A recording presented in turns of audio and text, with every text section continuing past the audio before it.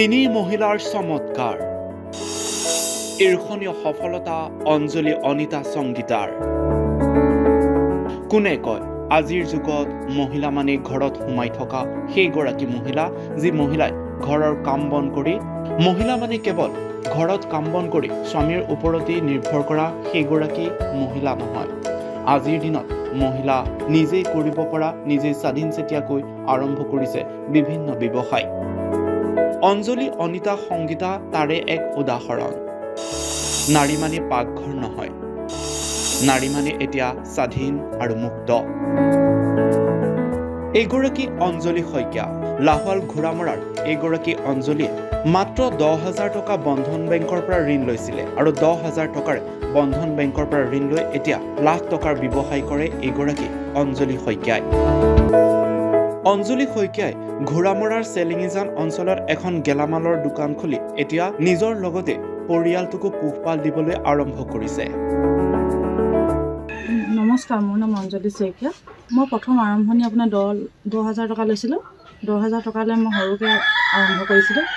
মই 10,000 টকালৈ আৰম্ভ কৰিছিলোঁ। বৰ্তমান মই এতিয়া 10,000 পৰা আপোনাৰ 3 লাখলৈকে লৈছোঁ আৰু এতিয়া মই 3 লাখ টকা লৈ আছোঁ। 3 লাখ টকালৈ মই এইখিনি আৰম্ভ কৰিলোঁ। মই এতিয়া দোকানখন তেনেকৈ বহল কৰিলোঁ। বন্ধন বেংকে মোক বহুতখিনি সহায় কৰিছে। মই বন্ধন বেংকৰ পৰা আপোনাৰ ইমানখিনি কৰিব পাৰিছোঁ। মই এনেকৈ লৈয়ে আৰু এনেকৈ কৰি যাম বুলিয়ে ভাবিছোঁ, আৰু অলপ ডাঙৰ কৰি যেনেকৈ চলাব পাৰোঁ। বন্ধন বেংকে মোক যথেষ্ট সহায় কৰিছে। বন্ধন বেংকৰ আপোনাৰ অইন বেংকত গ'লে আপোনাৰ ইমানখিনি টকা মানে সহজে আমাক নিদিয়ে।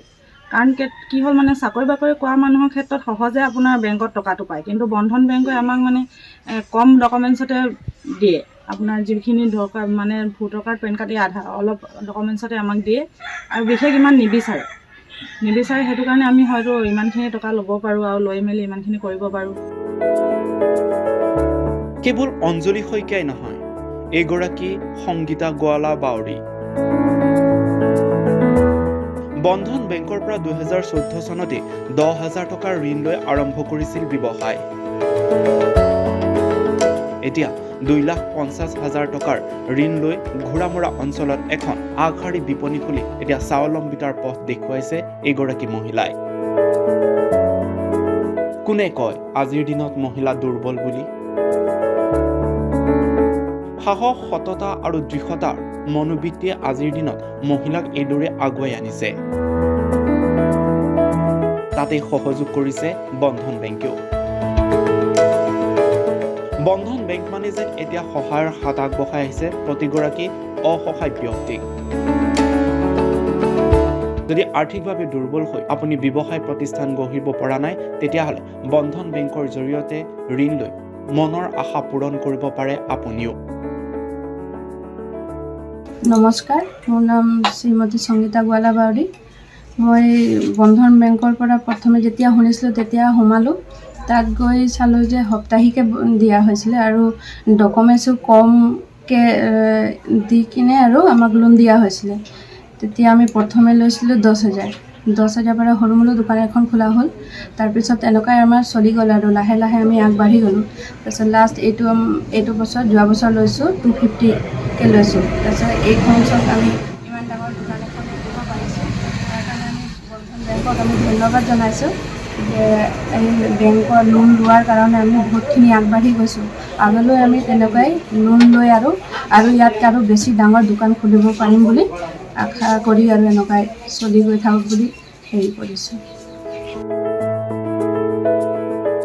অঞ্জলি সংগীতাৰ দৰে অনিতাও ব্যতিক্ৰমী নহয়। 2014 চনতে 12,000 টকা বন্ধন বেংকৰ পৰা ঋণ লৈ এতিয়া লাখ লাখ টকাৰ এখন ব্যৱসায় প্ৰতিষ্ঠান প্ৰতিষ্ঠা কৰি এইদৰে এতিয়া স্বাৱলম্বিতাৰ সপোন দেখুৱাইছে সকলোকে। স্বাৱলম্বিতাৰ নিদৰ্শন দেখুওৱা এই তিনি মহিলাই এতিয়া কাৰো ওপৰত নিৰ্ভৰ কৰিবলগীয়া হোৱা নাই। পৰিয়ালৰ ভৰণ পোষণৰ দায়িত্ব লৈছে অঞ্জলি সংগীতা অনিতাই।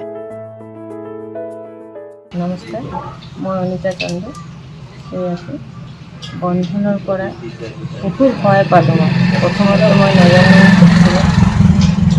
মানুহৰ মুখত শুনিছোঁ, শুনি কিনে বন্ধনত গৈ কিনে ছাৰক ক'লোঁ। প্ৰথমত মই 15,000 টকা লোন দিলোঁ।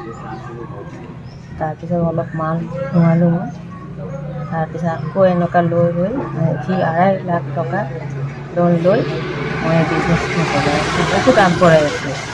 অনলাইন বেংকৰ পৰা ভয় নকৰিলে আমাৰ ইমান দূৰ আগবঢ়াই নোৱাৰিলোঁ। এইটো কাৰণে মই বন্ধন বেংকৰ মানে বহুত থেংকছ জনাইছোঁ। এই তিনি মহিলাৰ এইদৰে সফলতাৰ আঁৰত আছে বন্ধন বেংক। সেয়ে তিনি মহিলাই ধন্যবাদ জনাইছে বন্ধন বেংকক। News desk report, reporter any.